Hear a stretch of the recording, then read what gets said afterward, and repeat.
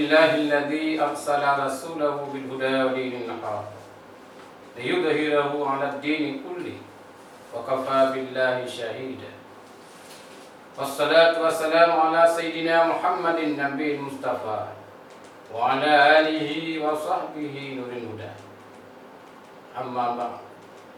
Pertama-tama marilah kita panjatkan puji beserta syukur kehadirat Allah Subhanahu wa taala, Tuhan sarwa sekalian alam, yang mana oleh Allah telah mengutus Rasulnya yaitu Muhammad dengan membawa petunjuk dan agama yang benar, agar supaya dimenangkan di atas agama-agama semuanya, dan cukuplah Allah menjadi saksi.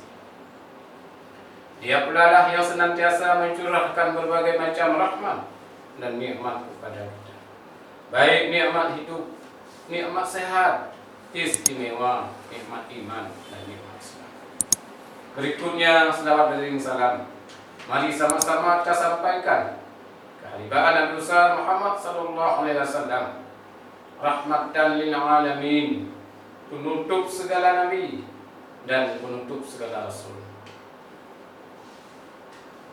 Dia pula lah yang telah mengantarkan umat manusia dari pola hidup jahiliyah kepada pola hidup yang Islamiah, dari pola hidup kekerasan kepada pola hidup yang penuh dengan kedamaian, bahkan lebih cinta lagi kepada perdamaian.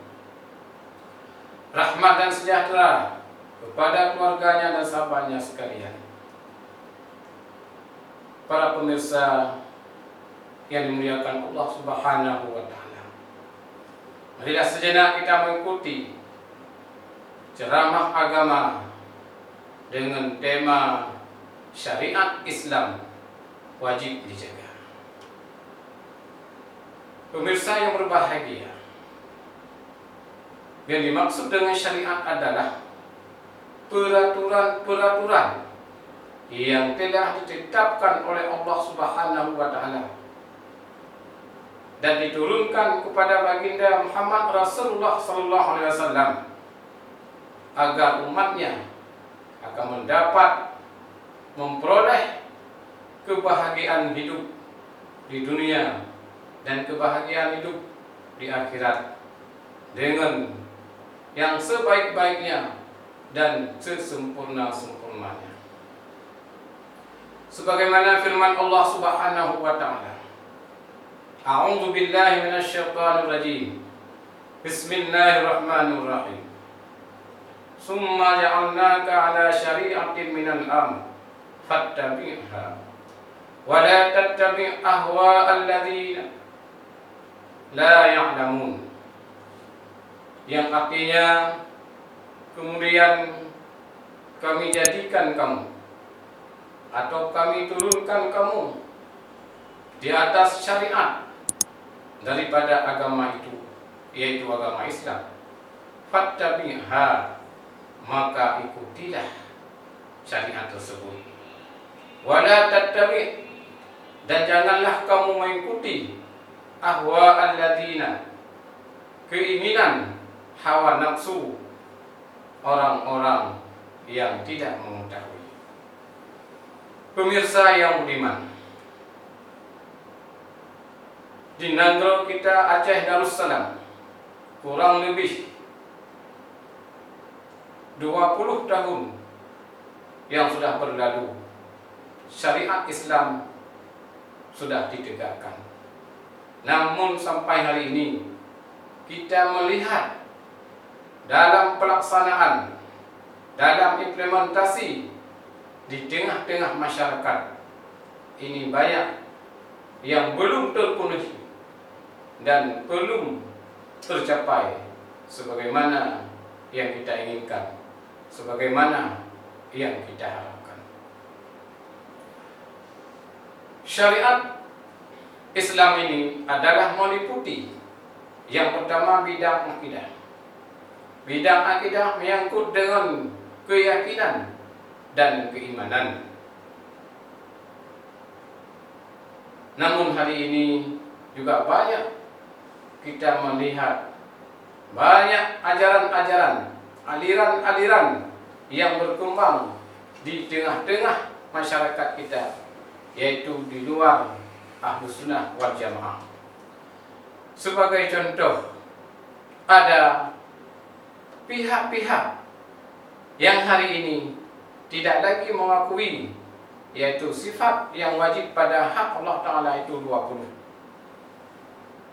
Mereka tidak mengakui dikarenakan tidak disebutkan di dalam hadis Rasulullah SAW.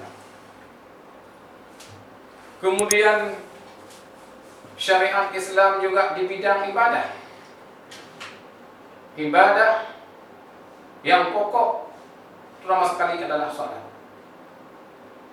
Ini pun kita melihat keadaan kehidupan masyarakat kita hari ini lebih-lebih, yaitu generasi muda, yang mana apabila suara azan terdengar, suara azan dikumandangkan, mereka tidak menggubris, mereka asyik ngobrol-ngobrol di warung kopi dan sebagainya.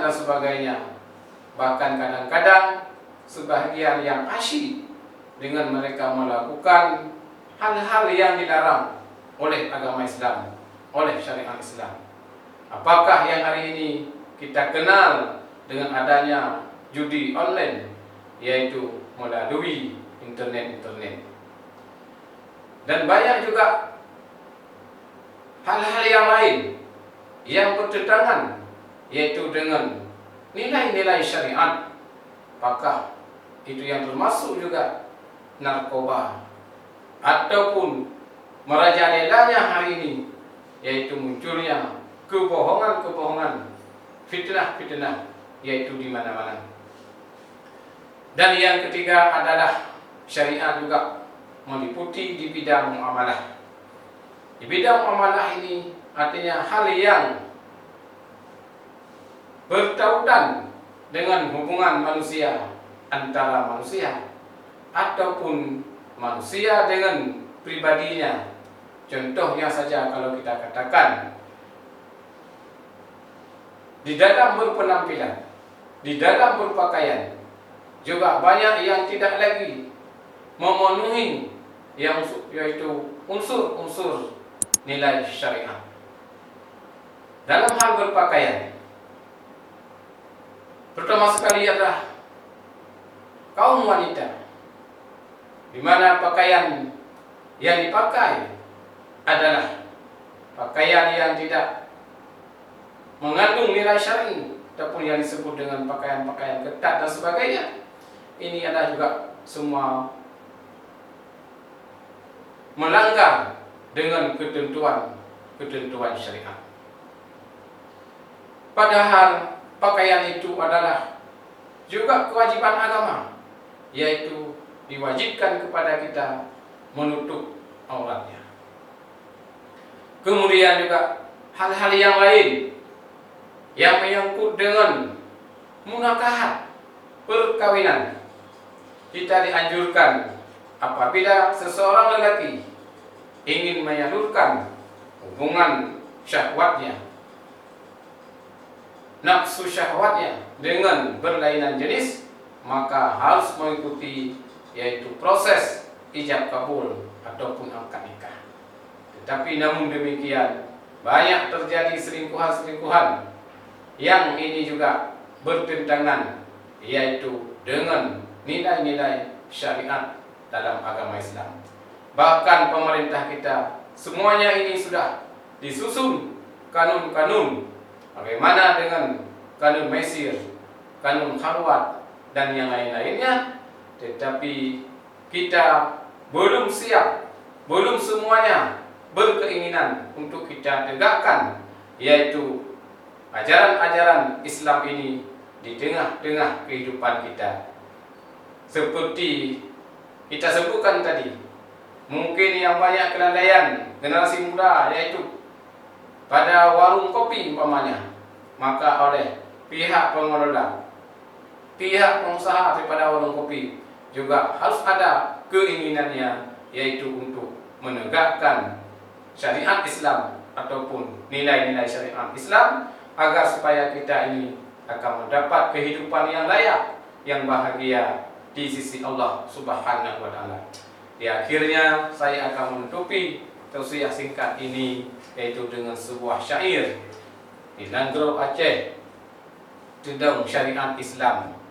Baik jik ke lambang wahai saudara, gekun syariat mak hukum Tuhan di dalam Al-Quran Bandung Kanyata. Urung zina hukum jih rajam, mak simpang jalan ke dalam penjara. Urung cuma-cuma koh jalan kaki, kamar dengan judi, pasau penjara. Barangkali inilah pemirsa yang berbahagia, sebagai tausiah singkat, mudah-mudahan menjadi pelajaran, menjadi iktibar untuk kita semua, untuk kita amalkan dalam kehidupan kita sehari-hari. Atas segala kekurangan saya mohon maaf, atas segala perhatian saya ucapkan terima kasih. Billahi taufik wal hidayah. Assalamualaikum warahmatullahi wabarakatuh.